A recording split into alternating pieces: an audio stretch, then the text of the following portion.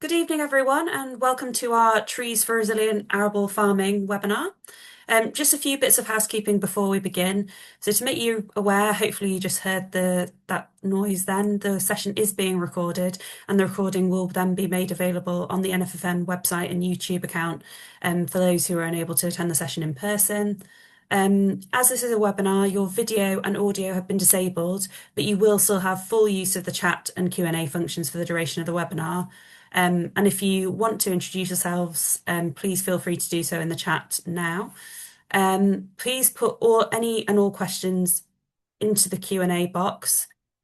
And you should also be able to upvote any questions that are in the Q&A feature. So please do upvote any questions that you want answered, because obviously we only have a limited amount of time. We'll try and get through as many questions as we can, but we'll prioritise those that have been upvoted, as those are the ones that people want to see answered. So without further ado, we'll head on to the webinar.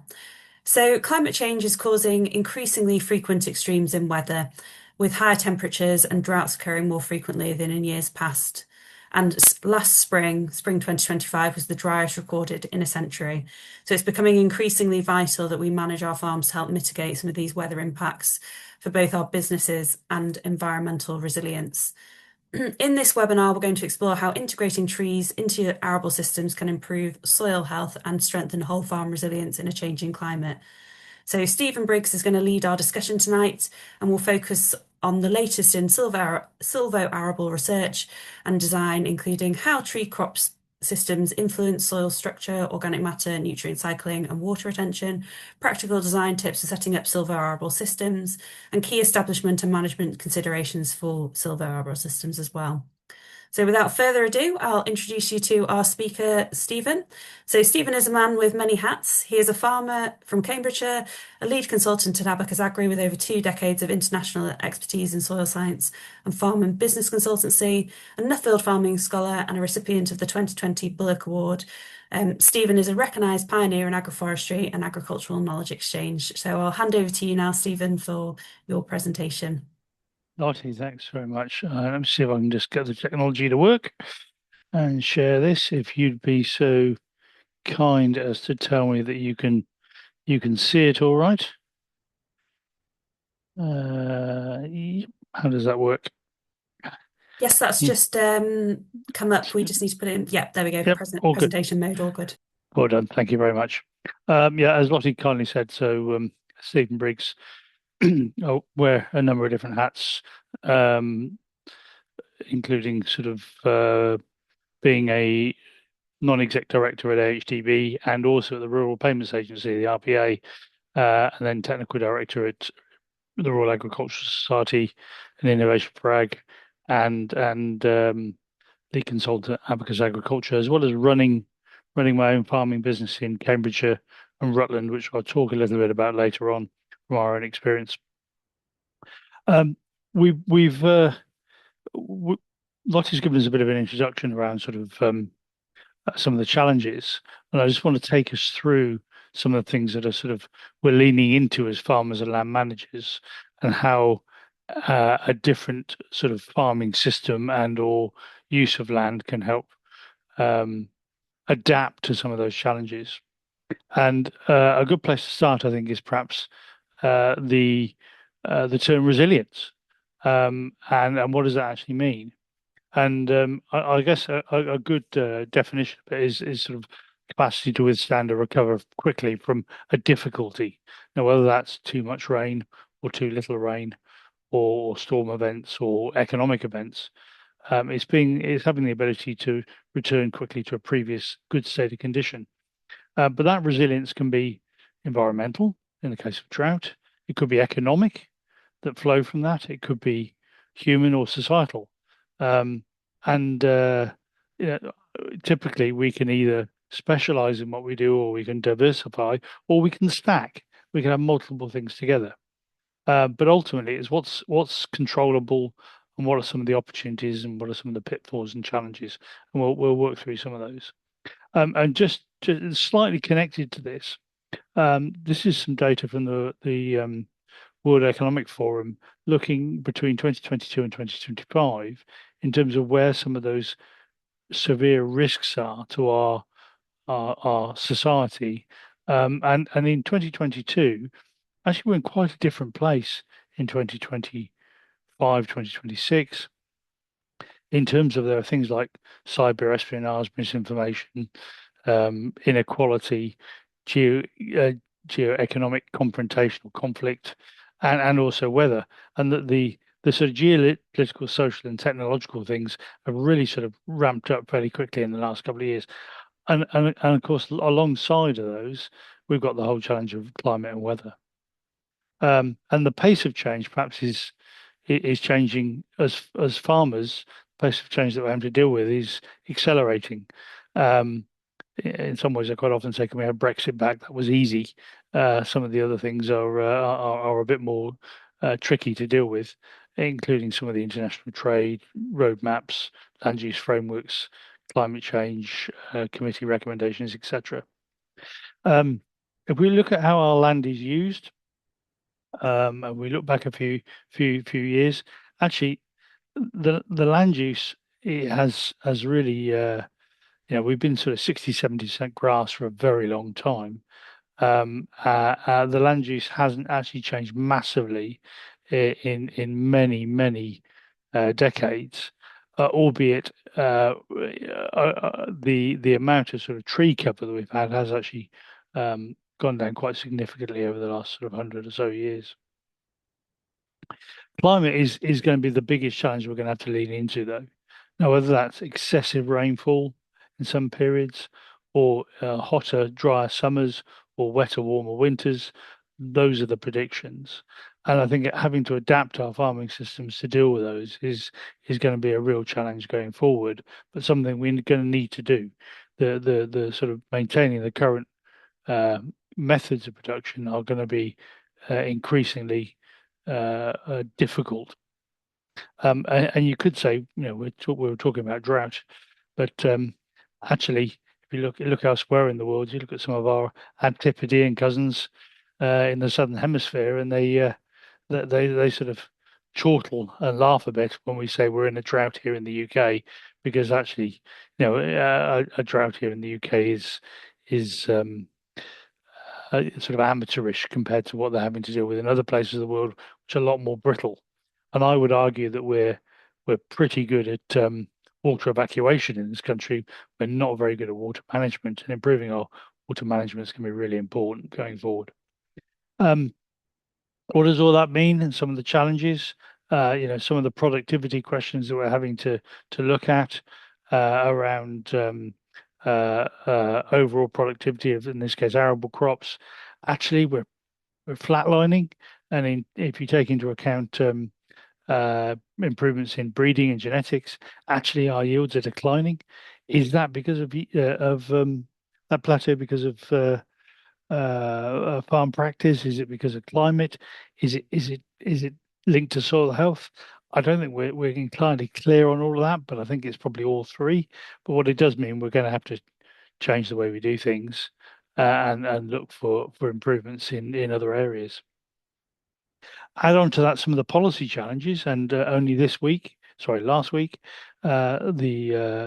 most recent sort of recommendations from the Climate Change Committee.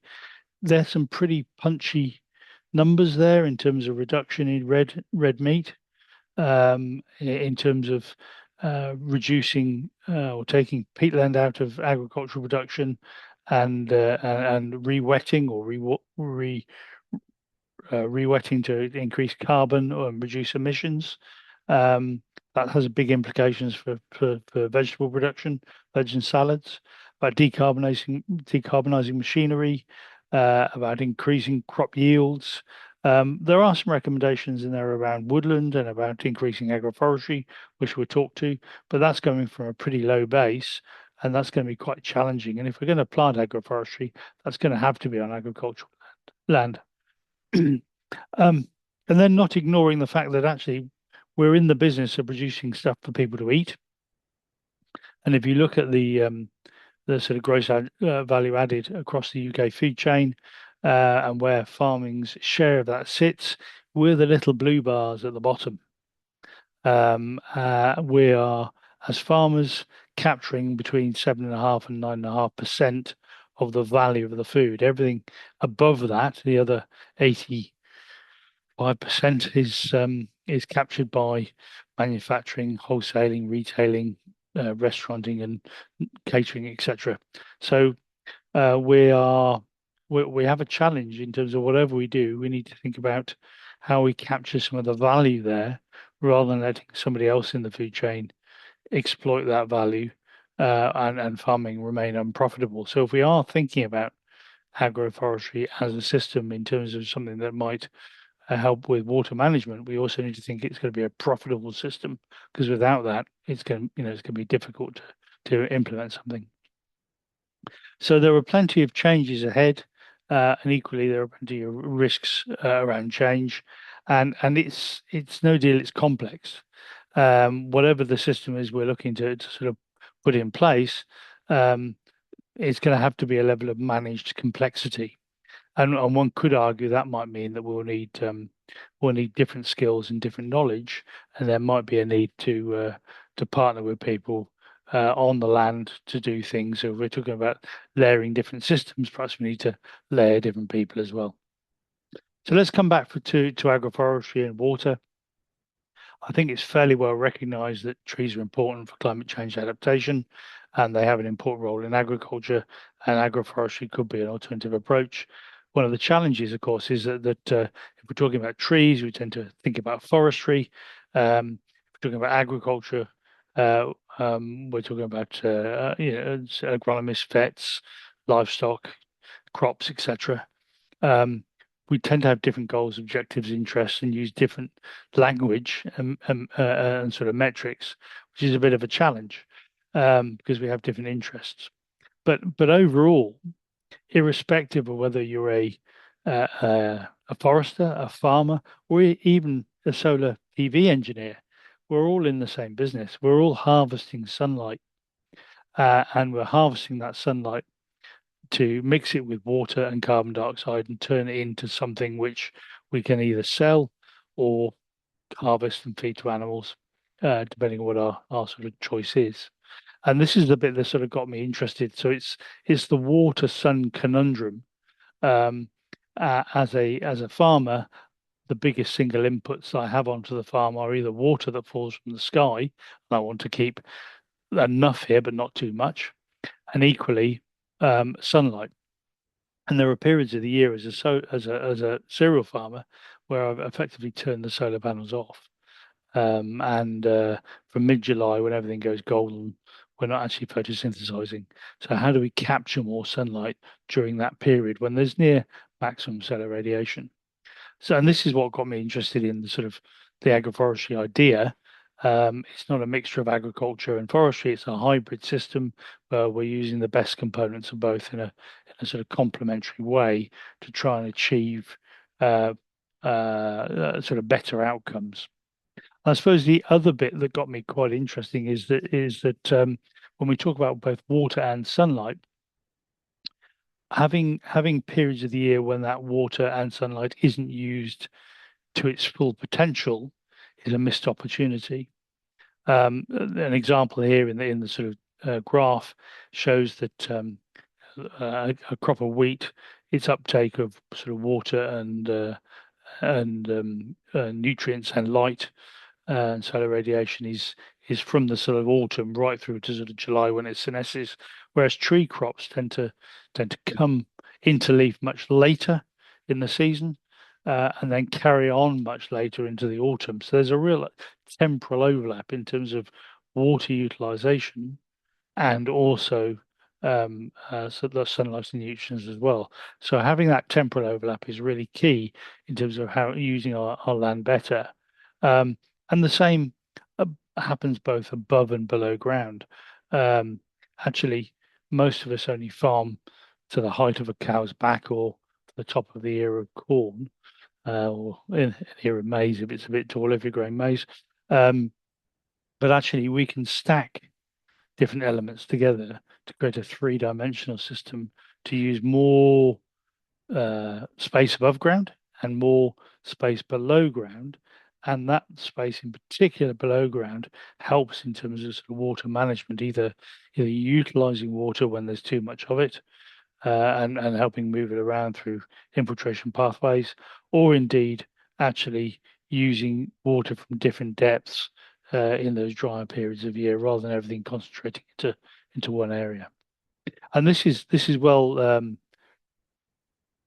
demonstrated here with this. This is a graph. Some pictures from quite an old research site in the middle of France, where there are 18, 20-year-old poplar trees. The one on the left is in a plantation situation, and the one on the right is in an agroforestry context.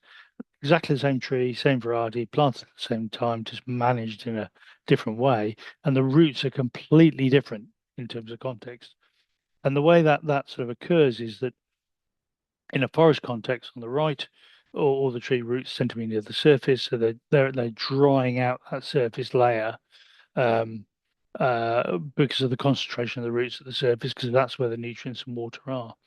In an agroforestry context on the left, through a mixture of the earlier grass, cereal crop, or root crop waking up earlier and using those resources, and a mixture of that in cultivations or deep root fracturing from root pruning, actually you segment and you put the roots into a different zone, and that changes the way the water can be managed and accessed through the soil profile. There are other benefits as well in terms of enhanced biodiversity. We all know the concept of sort of beetle banks in fields and using natural predators to help with natural pest management and integrated pest management. Actually, these are three-dimensional turbocharged beetle banks, just happen to have trees in them. Um, we've done quite a bit of work. Really, we've done a lot of work on the farm here in Cambridgeshire over the last 20 years, with successive PhDs looking at biodiversity, species richness, pollinators, insects, water, etc.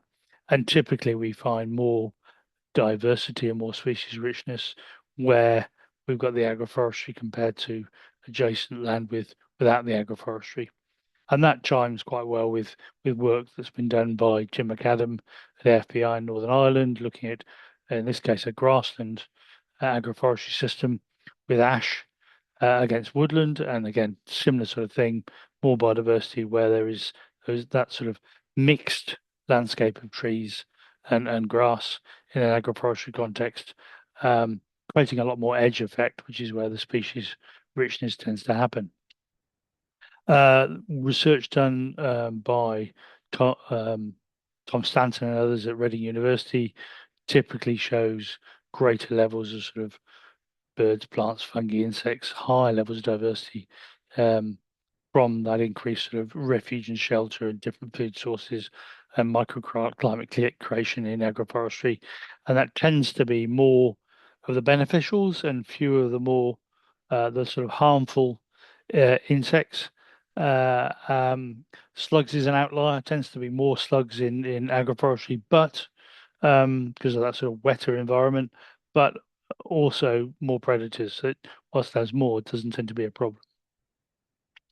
On our own farm here, which I'll touch on in a bit, we know we've got 200% more solitary bees and other flies, 240% more bumblebees, and a 10 times increase in species richness, which all contributes towards that sort of benefit, which is a co-benefit over and above the production and the sort of water management.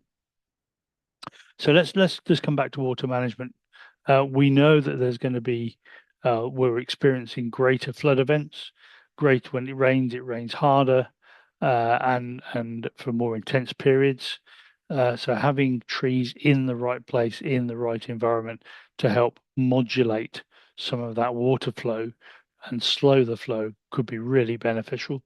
So riparian planting of agroforestry has a real strong place. Um, Putting that, trees in field edges, trees bisecting fields, especially trees on slope. As those trees develop, the deeper roots, they can help that water infiltration through what's called stem flow, and that can actually help modulate some of these sort of runoff, soil loss, nutrient loss, pollution events, and actually help overall in terms of reducing flood. And a good example here, again, this is uh, down in southern France. This is a very mature agroforestry site. You can see at the bottom right of the picture the trees on the bend of the river. And actually, as that river goes into flood, a lot of the detritus is actually sort of held like a comb, stopping it going downstream when that river floods.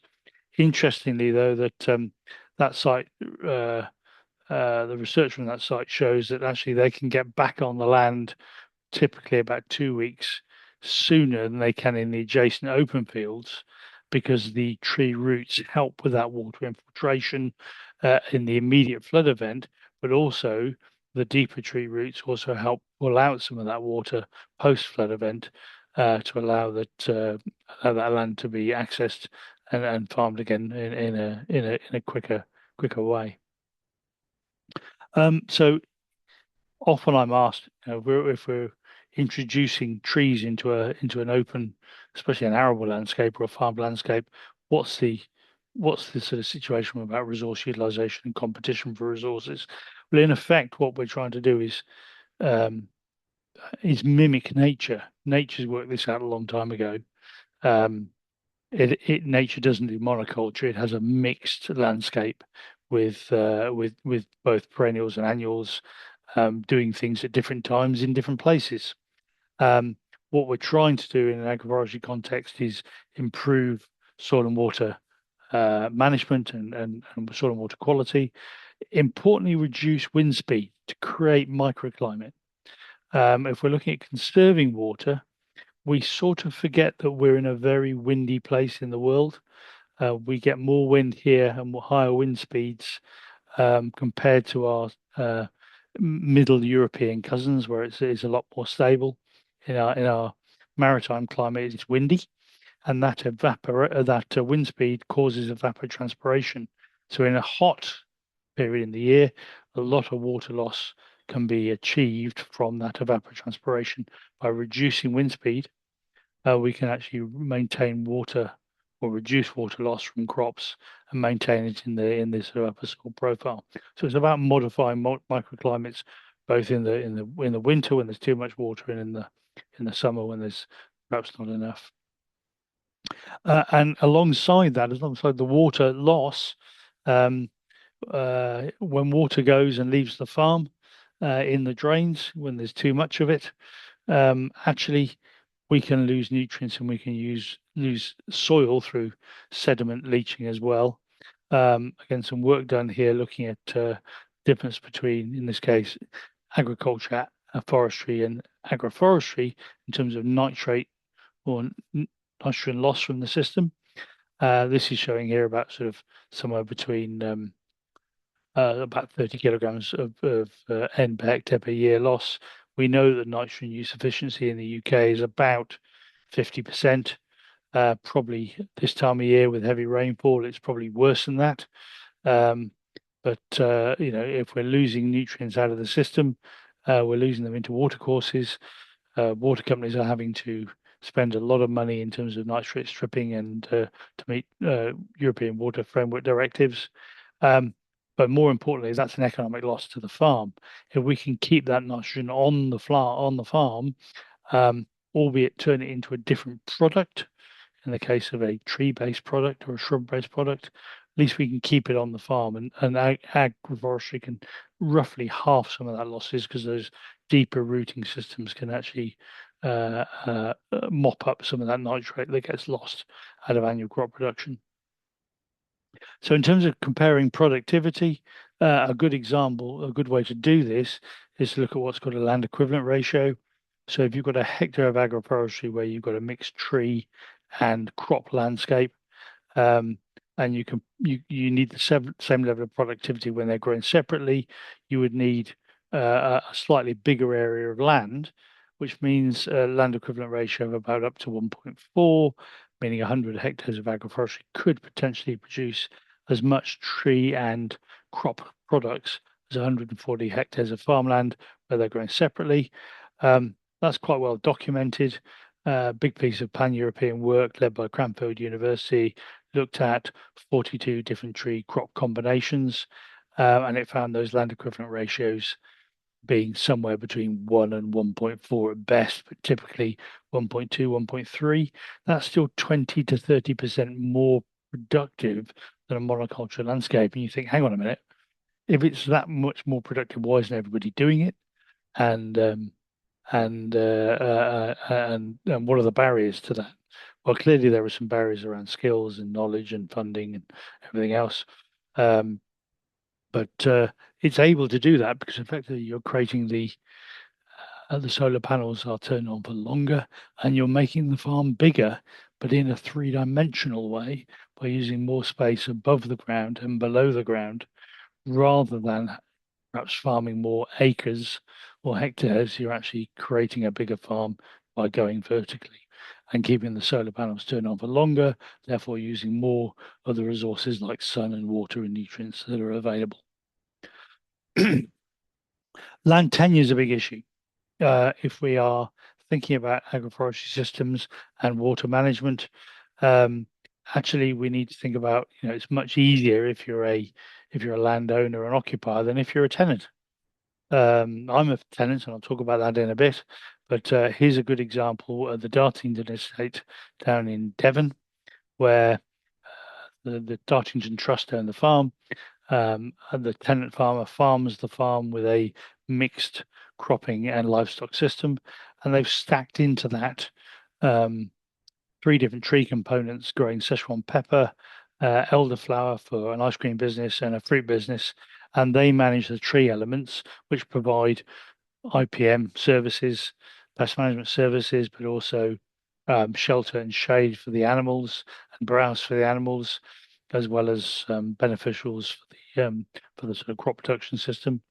And they've stacked not only production systems but also land occupiers together through a sort of fairly innovative land management approach. So that's something we need to think about in terms of water management. Perhaps we need different actors and people with different skills and different capital to think about how we manage our land going forward. And it's not just in the lowlands. Perhaps I don't know who we've got on the call today, but there might be those from more above the moorland line or in the uplands, maybe from Wales or Scotland.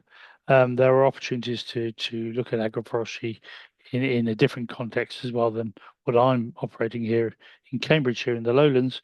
There's a great example there up in on the right there from Glensock up in Scotland, where actually providing the shade and shelter for animals allows them to keep lowland breeds in an upland environment, and animals can uh, uh, put more energy into growth and meat production rather than just keeping warm. And largely that's also about water management in a wet environment, about actually keeping that land in a condition which is better able to have a carrying capacity of animals rather than being too soggy. Now, whether it's cattle in the uplands or whether it's poultry and ammonia management and water management for poultry systems, or whether it's grazing systems for dairy cows, beef animals, or sheep, there are lots of opportunities there to integrate trees.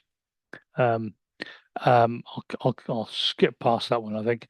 Um, in terms of layout and design, which I was asked to touch on, there are lots of complicating factors that one needs to think about in terms of water flow, water management, nutrient management, wind management, and microclimate. So thinking about sort of things like field sizes and shapes, whether you're planting up and down slope or across slope on the contours, whether they're in alleys or in blocks or grids. What are the understory options in terms of integrated pest management, wildflowers, legumes, etc., things that might be more or less suitable for grazing if there are animals involved. How do you fit your machinery? How do you future proof the machinery in terms of size and scale?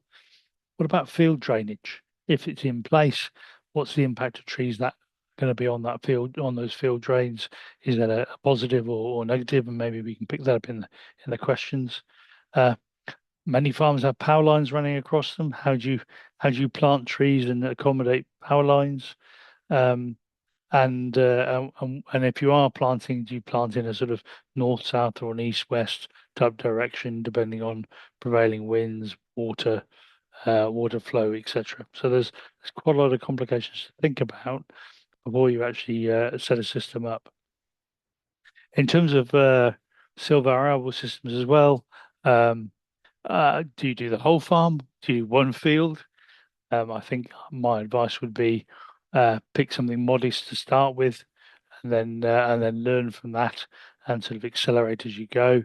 Um, but certainly, if you've got riparian areas, streams, ditches on the farm, or boundaries, they're a really good place to start thinking about how you manage trees in a productive, economic way, to help manage that sort of water flow.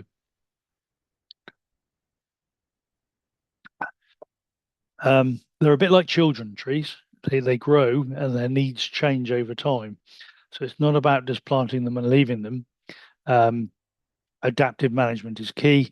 The considerations when trees are very young are very different to when those trees get bigger. The actual pictures on the bottom left are actually putting the agroforestry in on our farm 20 years ago, and the needs of those trees were very different then than they are now. Uh, think about what the combinations of crops are going to be, or how the grazing management is going to be. When's that going to be done? Who's going to do it, and how? Um, early years about tree protection, weed management. Later on, it's about pruning and management. When the mirrors on the tractor start getting being knocked off, it's time to do some pruning.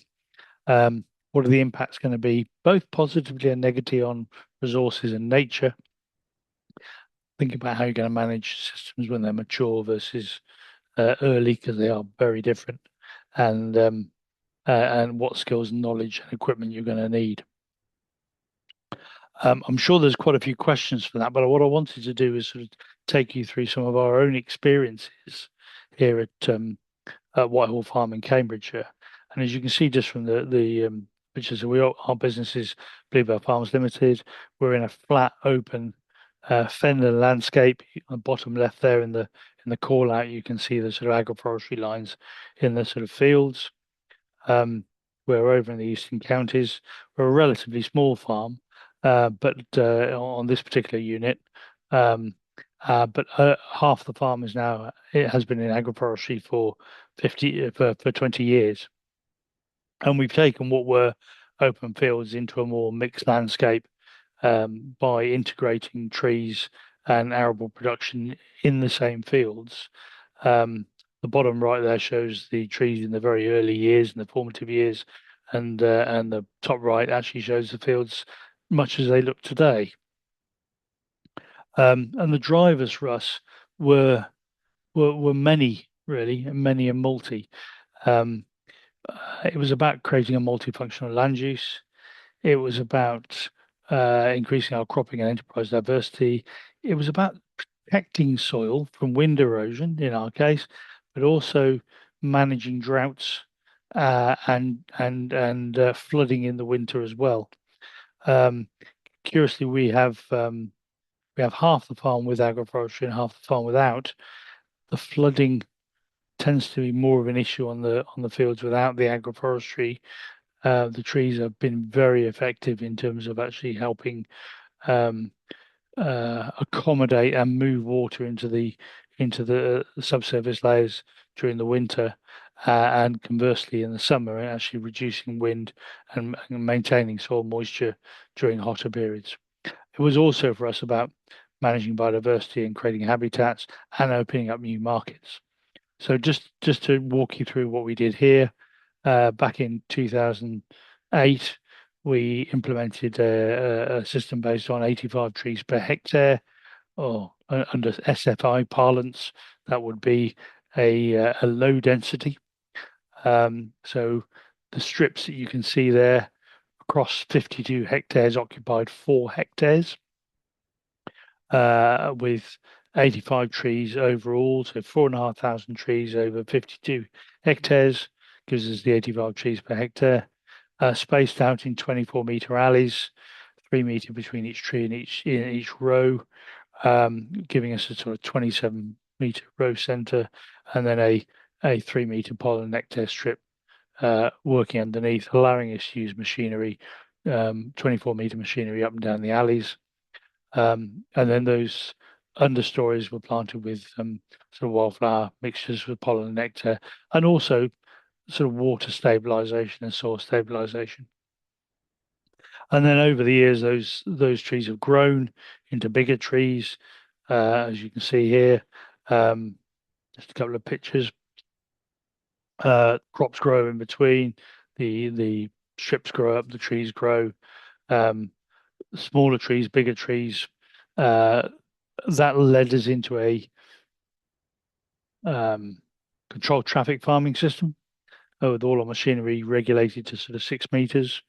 All the trees we chose in this context were fruit trees, partly because we could add value, partly because we didn't want trees that were too big in the landscape. Part of what we're trying to achieve here is wind reduction and water management.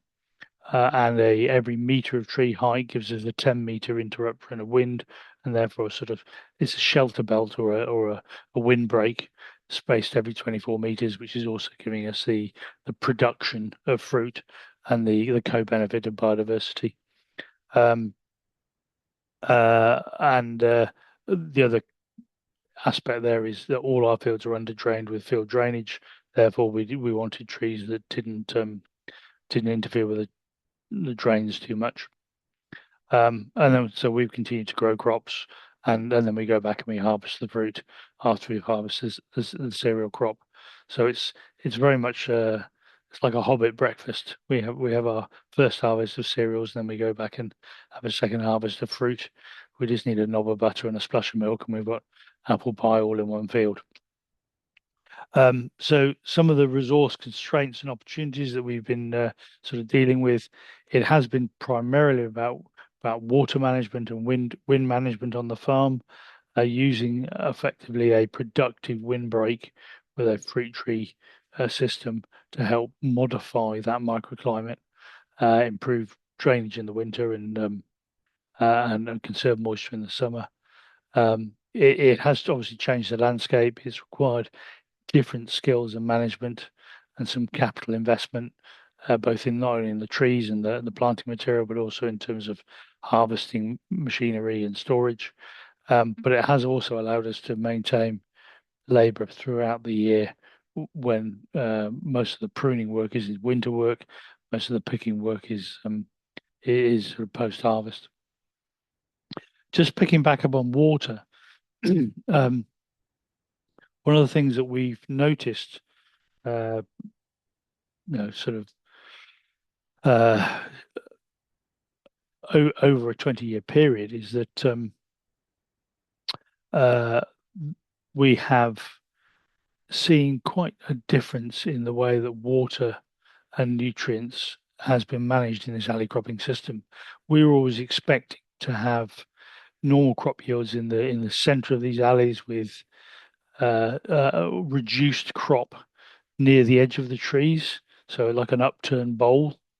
Um, and we envisaged that would be that the trees would compete for water. But as per the sort of pictures I showed earlier on, through the root pruning and the sort of crop management and the temporal timing aspects, what we found, what we find now is the crops are yielding greater near the edge of these alleys, so much so that with the combine, I actually have to tilt the header, and the header is quite a good sort of linear measure of those differences. And it's not only on this farm. A friend of mine down in France, this has been my screensaver for 20 years. And Actually, it wasn't until recently I looked back and exactly the same things are happening here. And on his farm, there's something strange going on in terms of water management. And we're investigating this now. We've got some MSc and PhD students with actual water piezometers in the field looking at how the soil water is changing across these agroforestry transects to see where that's mapping. And early indications are that this is partly wind management, but it's also partly things like beneficial soil fungi, which is emanating out from these tree rows, which is really helping in terms of drought resistance, drought resilience, and water management, and creating those relationships between the annual and the perennial crops. Everybody likes figures, so just to flash up a few figures, we grow some oats here. We grow wheat. We've got obviously the apples from the apple crop, and actually our gross margins um, are respectable enough, but the trees only account for 8% of the cropped area of that end of the farm. So 44 hectares on 52 hectares is 8%. 92% of the cropped area is just still producing a cereal crop, but actually we can add more value to the agroforestry element than we can to the cereal bit, which is really a sort of price taker activity. So just to sort of flow through towards the end of this talk, um, the agroforestry provides an asset, both in terms of either a timber element or a fruit element or a nut or resin element, whatever that bit is. But there's also an ecosystem service delivered from that in terms of water, wind, landscape benefit. And there's an opportunity to harness perhaps some of those ecosystem services and get an income stream from them, either through government programs or indeed private programs. And they flow to sort of through to the sort of farm scale benefits. Um, there are some economic models around both public and private finance. On the public side, either using agroforestry through forestry grant schemes, woodland creation schemes, EWCO, etc., stewardship programs, or high level stewardship or SFI. We'll touch about that in a minute. And then on the private side, through corporate CSR arrangements, through carbon sequestration, or indeed potentially through biodiversity net gain, there's always the potential to get an income stream through those, through the actual tree element and through a different sort of landscape management. And it's pretty evidential in work done by the FAO and other global players looking at sort of carbon sequestration shows agroforestry sort of plays quite well into some of that carbon sequestration through that sort of multi-layered landscape sort of stacking approach. And if we look at across the EU at our own sort of performance in the UK here down near the bottom, actually there's a great opportunity for integrating trees into landscapes and perhaps not only using them for water management and um, microclimate management, but also in terms of carbon sequestration and income potential from that flows. Um, so just to finish up, I'm thinking that I'm back there on time. Just to make you aware of some other work which may be of interest to listeners and viewers this evening. Um, the farm here at Whitehall Farm is part of a pan-European Horizon 2020 program. We're a living lab as part of that. There are two programs. One's called Climate Farm Demo, and the other is Climate Smart Advisors. The Climate Farm Demo program is both these programs are run between SRUC, DERA in Northern Ireland, ADAS, Abacus, and the Open University. And that's created 140 demo farms across the UK, and actually 1,500 demo farms throughout Europe, mixing both academic institutions, farmer organisations, NGOs, and creating those 1,500 pilot demonstration farms. And then we're a mixture of organic farms, specialist arable crops, horticulture, animal husbandry, and sort of hill farming as well. And agroforestry forms part of one of those management approaches, which is why we're one of the sort of demonstration farms. And if you go on the Climate Farm Demo website, there's a whole range of these demonstration and pilot demonstration farms right across the EU. And I think the interesting piece here is that the challenges in things like water management of today in Southern Europe are going to be potentially the challenges of Northern Europe, perhaps in a couple of decades' time. So, what can we learn from our European colleagues through these linkages today to help us adapt and mitigate our farming systems to deal with some of those challenges as they go forward? And the big challenges in Southern Europe are not enough water and too much heat stress and indeed fire damage. Um, the problems we have in Northern Europe today are perhaps too much water in the winter and not enough in the summer. But learning from our European colleagues gives us a really important point forward.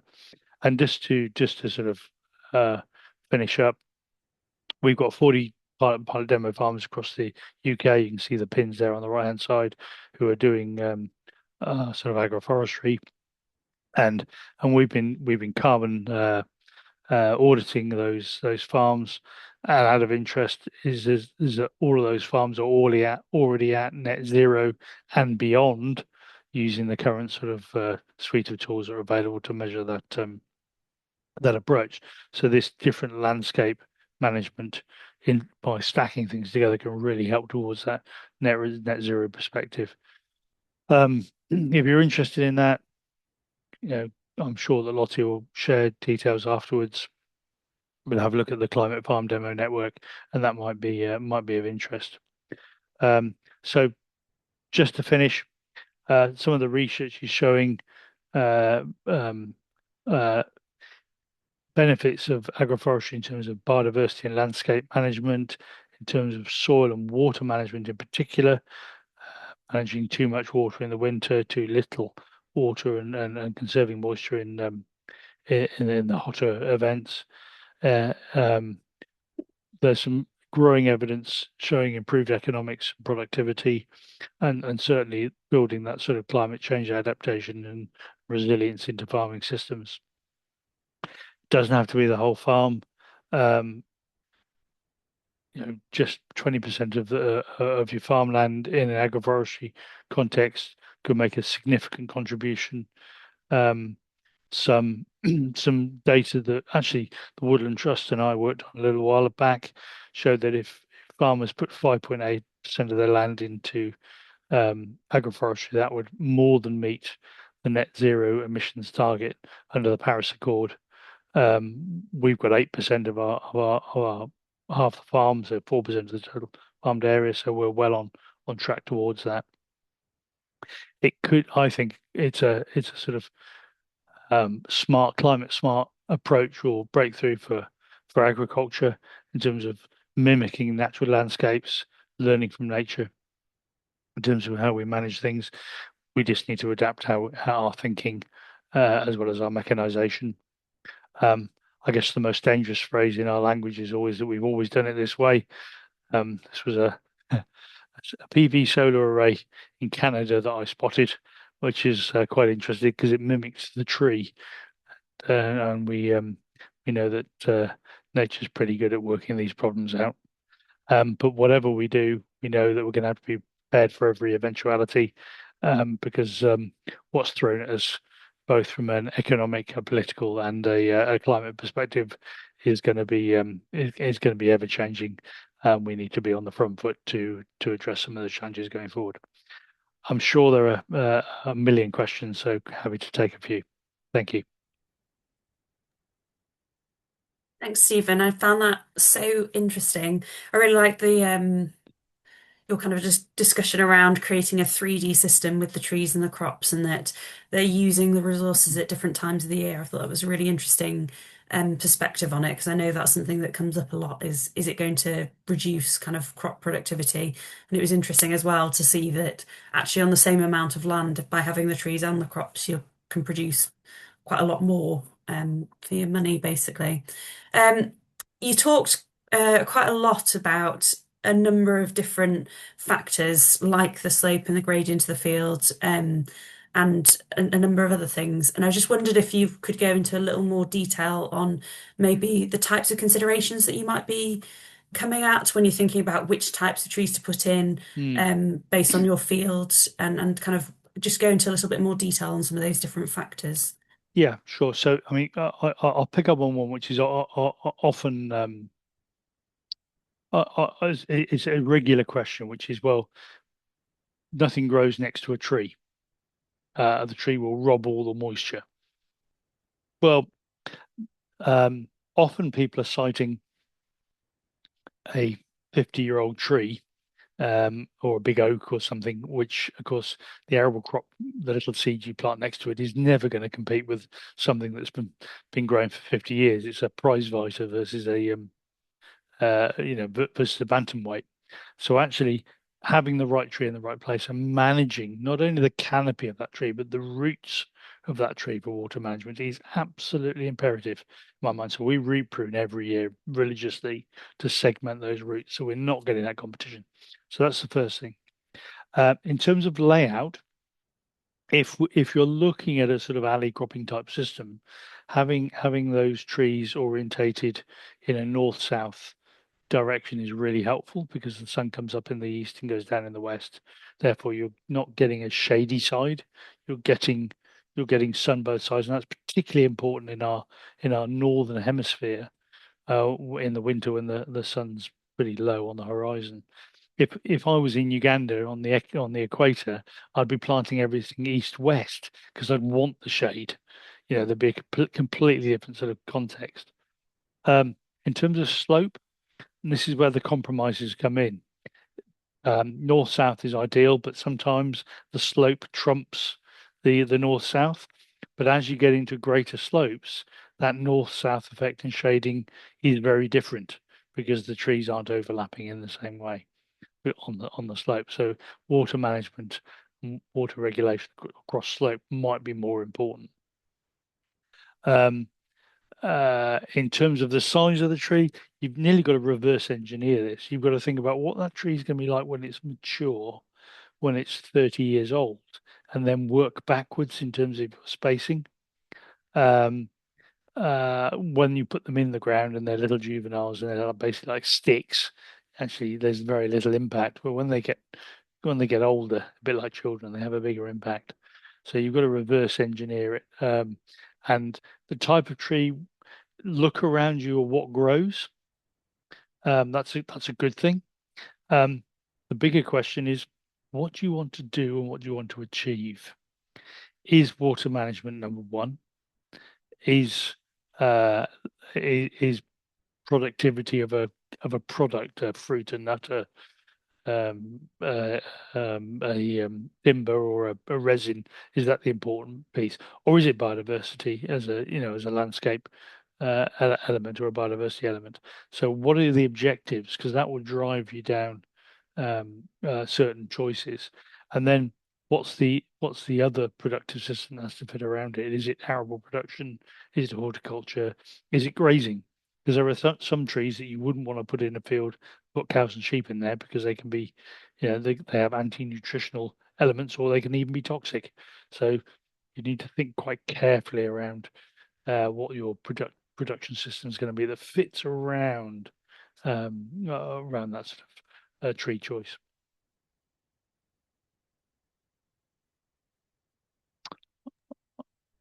Lottie seems to have disappeared, so it's over to Yeah, you, Will. yeah, sure. Yeah, I might. sorry, my internet connection went a bit unstable there, so I missed the last little bit of your So BT question. BT out of reach strikes again. Yes, very much that case. I'm very happy to hand over to you, Will, if you want to kind of continue the Oh, Q&A, just in yeah, case no my worries. internet drops again. Yeah, we've had a few questions, so thank you for posting those. Um, the first question is, can you say more about the process of root cutting and how that affects the economics? Yeah, so the process is quite straightforward. I mean, you can actually go out and buy proper root pruners. There are, you can buy a root pruner on the market used in sort of orchard systems. We actually just use a subsoiler because it's what we've got on farm. Um, how does that improve the economics? Um, um, I don't know is the answer to that. We know we we know that actually those areas adjacent to the trees are producing slightly bigger arable crops, and that'll be a combination of perhaps some of the soil loosening, albeit we don't tend to drive on there with machinery because we're operating a controlled traffic farming system anyhow. Um, but we do know from the research that we're doing with the universities that there's an increased level of soil moisture, especially during the dry periods, and there's a corresponding increased area of beneficial soil mycorrhizae. Even though we're doing some root pruning, that mycorrhizae presence is much higher than it is in the middle of the field. So there's a reservoir in those tree lines, which is then spreading out, which is sort of no surprise because tree species tend to have high levels of fungal presence in soil, and arable soils tend to have a high level of bacterial presence. So we're altering that balance by having the agroforestry there. I hope that answers some of the questions. Well, I think that links on to another question we've had, which is, have you found an optimum width for the tree planting strips and wildflower margins? um, I think I stumbled on something which works for us. I put in 27 meters or a 24-meter alley, and that sort of works with our machinery.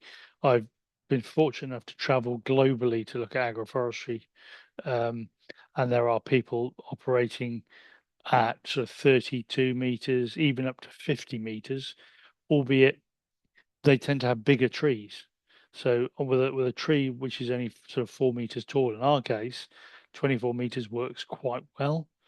I mentioned that sort of 1 to 10 ratio of a meter of tree height gives a 10-meter interruption of wind, and therefore microclimate and water management.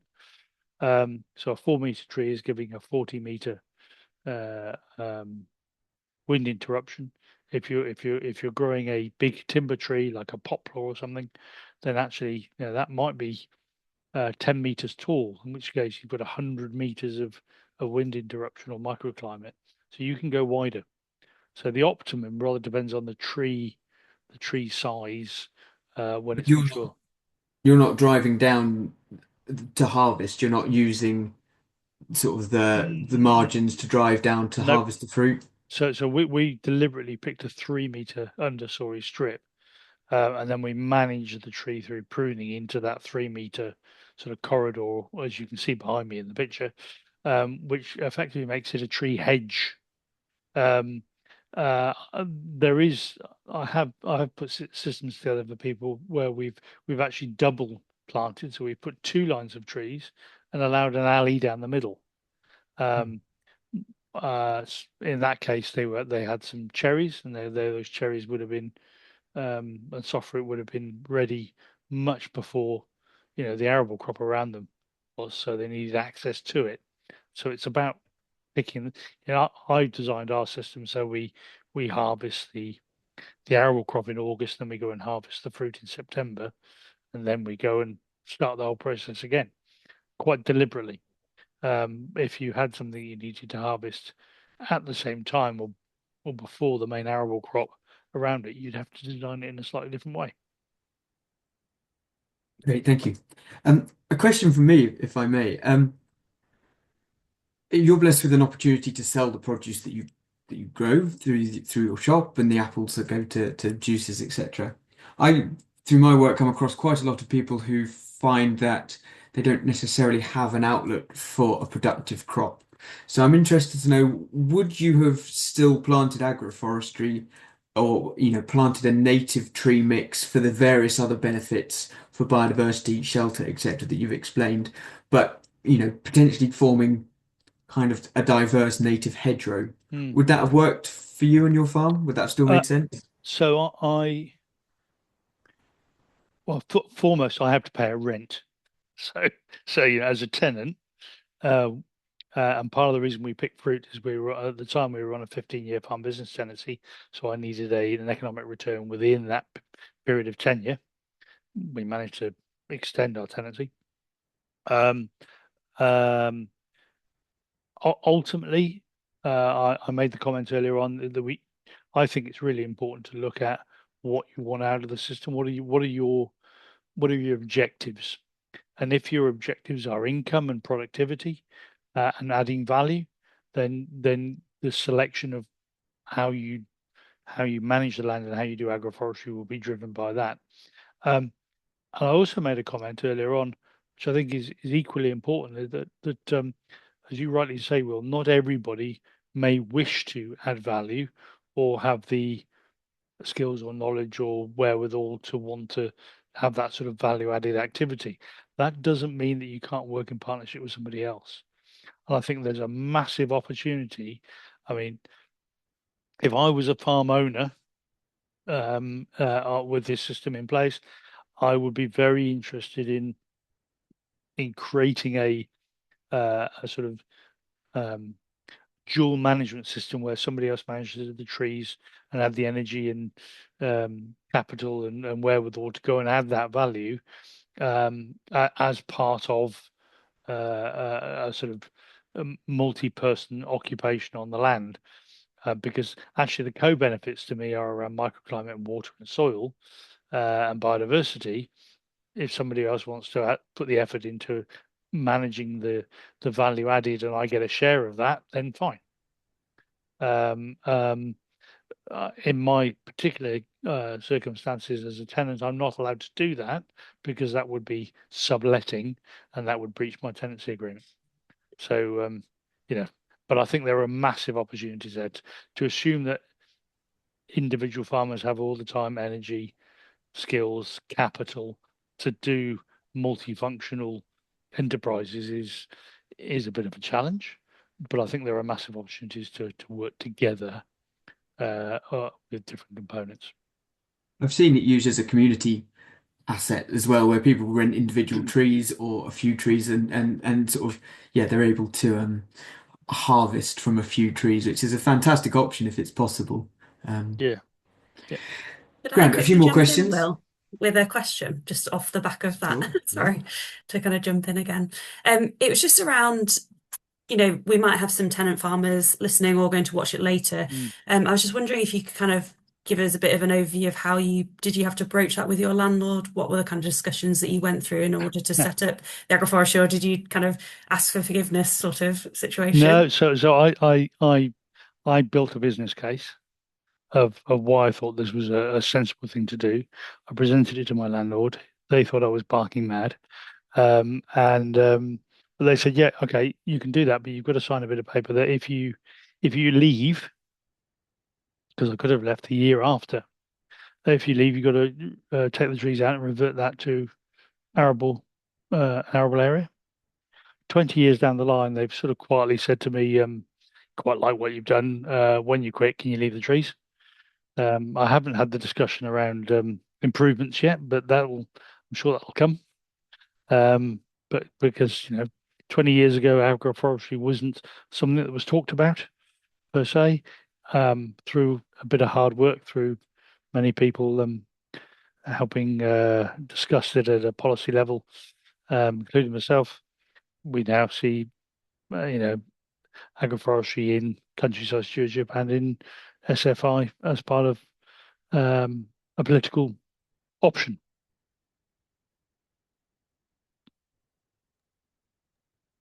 Great, thank you very much. So a few more questions coming through. Faced with the extremes of climate change, how is agroforestry evolving in Southern Europe? That's a good question. Yeah. I alluded to it a little bit earlier on. It's being used more in Southern Europe, not only for water management and reducing that sort of evapotranspiration from wind loading, but also in terms of fire management. Something we don't think about here in the UK, but if you go to southern Spain or southern Portugal, it's like North Africa now. I mean, it's very arid, and that wind speed carries real danger in terms of um, accelerating wind speeds and accelerating the spread of fire.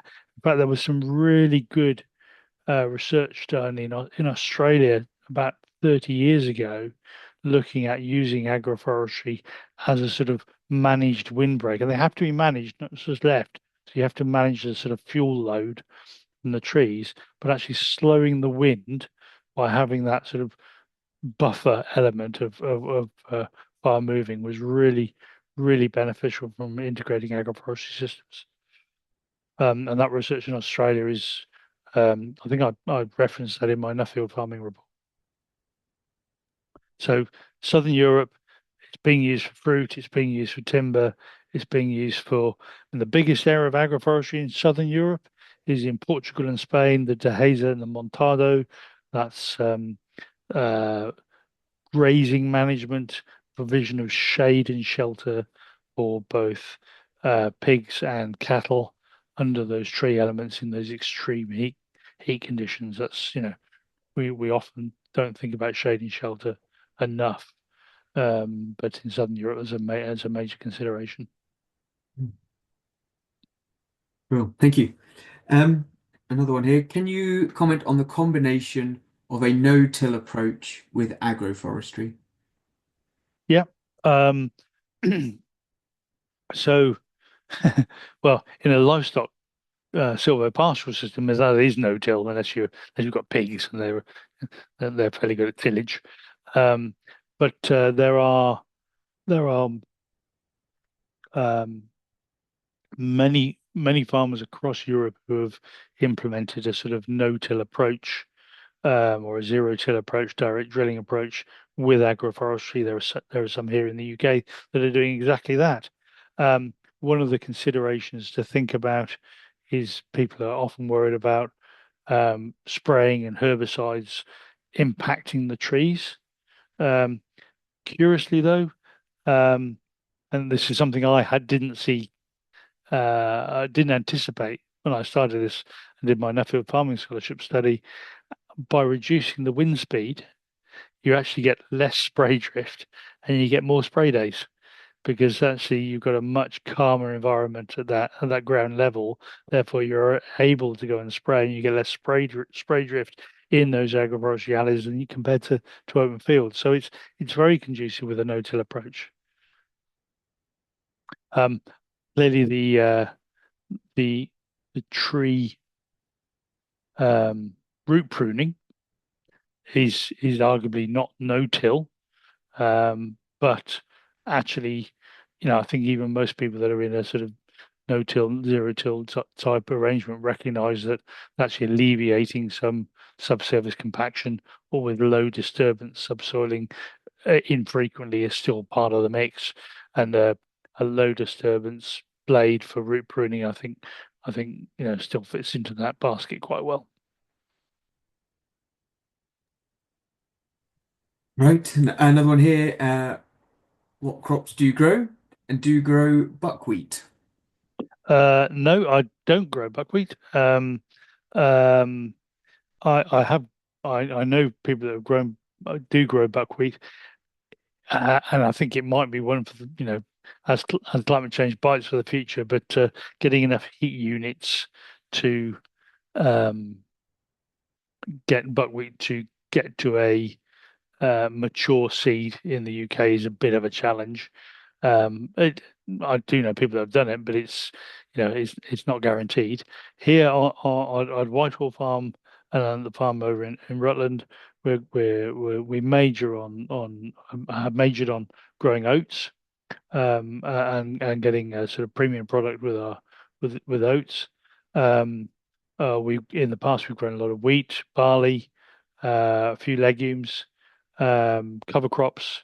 Most of our most of our crops are co-planted with a companion plant, so that we've basically got a three-tiered system.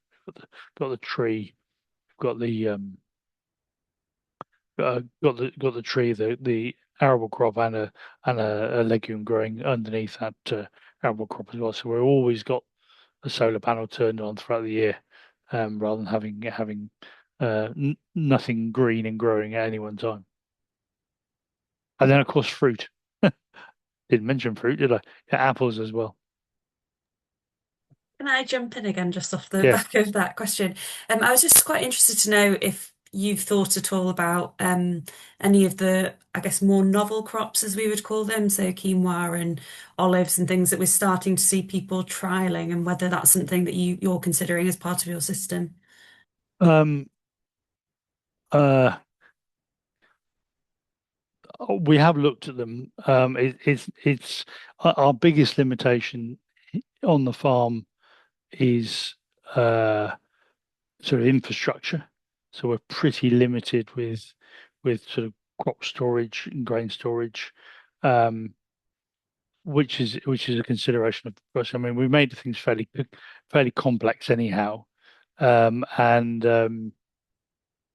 so in answer to your question, we've messed around with things like spelt and had a go at that before we've companion planted sort of legumes and cereals together. Um, I haven't gone down the sort of borage or buckwheat or quinoa route, albeit I've looked at them mainly because of the challenges we have around um, harvesting and storage, and just not having enough flexibility there, and drying as well. And I guess olives, it would be a similar situation that just the processing of the oil, for example, would be. Well, yeah, and actually some of these things are olives and apricots and almonds are great. I think there's real potential in those, but I don't own the farm, and therefore Yeah. I need to have something I can get an economic return within a period of years. One more question. Yeah, Um, are there rules around the permanency of the trees? yeah. So if you plant if you plant a woodland, you are subject to the Forestry Act, and therefore that there's a permanent land use change. So you take land from agricultural classification into a forestry or woodland classification. Agroforestry doesn't do that, and that's a really important differentiation. That the land remains agricultural at all times. So whilst you may be subject to um, the Forestry Act if you wanted to clear fell everything, um, the land still remains agricultural in context in densities that we're talking around, sort of around the 100 stems per hectare, maybe up to 150 stems per hectare, which is significantly below where you would be in a woodland at 11 to 1500 trees per hectare. Um, so in terms of permanence, there's no land use change. It remains agricultural. Um, the the regulations are quite clear on that. Provided you can undertake agricultural activity, that land remains agricultural in context, which I think is really helpful to farmers in terms of not wanting a permanent land use change.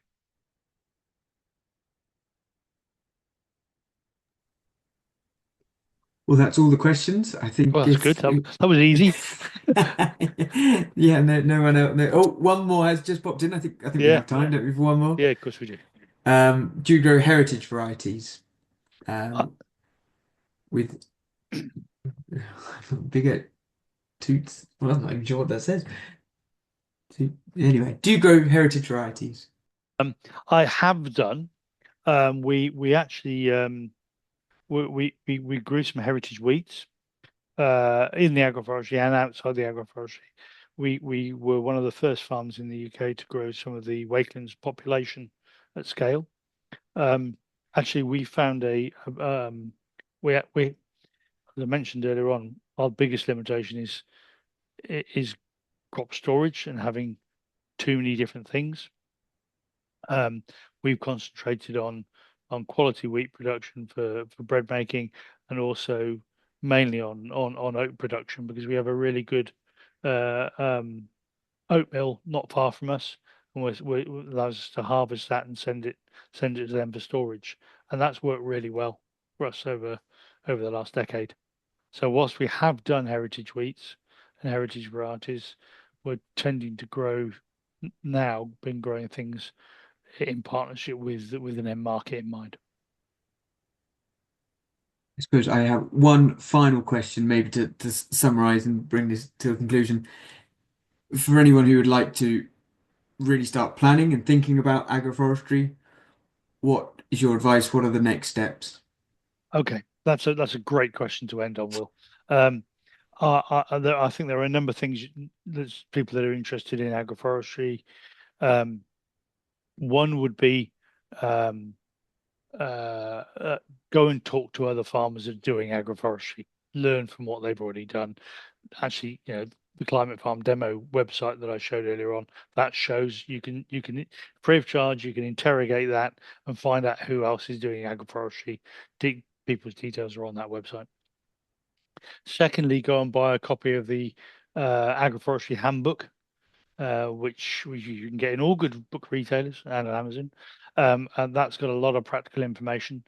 And I guess thirdly, um, I would highly recommend looking at the European Agroforestry Federation, EURAF, EURAF. That has member organisations from all over Europe that are interested in agroforestry. I helped form EURAF back in 2010. I was the first vice chairman of the organisation, and that's grown into a 27 member state, 600 sort of participant thing. And there's a lot of information sharing, which is great. And go on YouTube and type in, agroforestry and see what comes up. And there's some great examples on YouTube. Go and visit farms by all means, talk to myself or colleagues if people need help. But there's a willingness to share and help people sort of navigate the the three-dimensional chess wearing a blindfold that is trying to modify our agricultural systems to deal with climate change and think about all eventualities. I suppose I should write a book which says 101 things I did wrong that you don't need to. I would also add, I suppose there are now agroforestry advisors. So the Forestry Commission have a network of agroforestry advisors who can help through the planning process, the Woodland Trust. We also have Yep. advisors, and if you're going to any sort of shows, in particular Groundswell, in the next month, 1st and 2nd of July, isn't it? There's going to be an agroforestry tent, a lot of talks, but also an opportunity to bring maps and plans and do a one-to-one sort of advice session with agroforestry advisors. So if you are going, it's well worth bringing some maps and booking in a spot. Good plug. I was just going to say, Stephen, as we wrap up, is there anything else that you would like to plug? Are you going to be at Groundswell? Can I shall people meet you there I if they shall want to ask any more questions? Because I think we've just had another question come through on how expensive it is to set up. So I know there'll be more questions. Yeah, I'm sure there will be. Yeah, Well, in answer to that question, when we did it, 65,000 quid to put in 4,500 trees across 52 hectares. I think I'd probably multiply that by three now, given that's 20 years ago. Um, um, uh, it's always more expensive. It's always slower. We're always more impatient, and it always takes longer than you think. But anyhow, that's sort of learning the hard way. I will be at Groundswell for both days. I'll be at Cyril's on Thursday. Um, over in the Cotswolds, probably getting stuck like everybody else. It's like it's gonna be a bit yes. muddy. Um, have a look on that we are going to be running a whole range of sort of agroforestry events over the next sort of 12 months through the Climate Farm demo program as well. So have a look through that as well. Great. Good. All that leaves me to do is to thank both you, Stephen, and you, Will, for kind of chairing the questions, thanks to my voice and my dodgy internet. And to thank Kath as well for helping to organise this, and anybody else at the Woodland Trust that's helped. And thank all of you for attending and for your really interesting questions. If you are interested, we will be running more webinars. So just check out the NFFN Eventbrite page or sign up as a free member, and you'll get our newsletter, which details all of our events as well. But yeah, thank you very much for attending. Hope you enjoyed it, and we'll see you at the next webinar. Thanks very much, everyone. Thanks very much. Bye.